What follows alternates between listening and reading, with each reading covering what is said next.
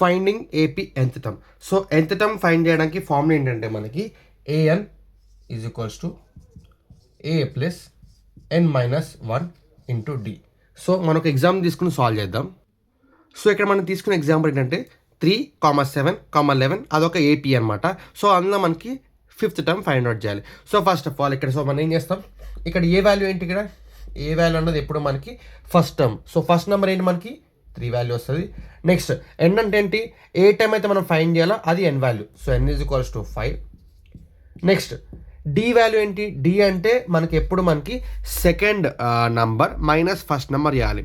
So 7 minus 3 ఎంత 4. So d is equals to difference which is 4. So ఇవన్నీ substitute చేయాలన్నమాట. So substitute చేస్తే మనకి ఏమొస్తుంది, మనకి a plus n minus, so a five is equals to a ఎంత 3 ప్లస్ ఎన్ ఎంత 5. So 5 minus 1 into 4. ఓకేనా. సో 3 ప్లస్ 5 మైనస్ 1 ఎంత 4. So 3 plus 4 into 4. 4 4 ఎంత 16. 16 ప్లస్ 3 ఎంత 17 18 19. సో ఇక్కడ మనకి ఫిఫ్త్ టర్మ్ ఏంటి, మనకి ఈ సిరీస్లో ఈ ఏపీలో మనకి ఫిఫ్త్ టర్మ్ ఏంటి 19.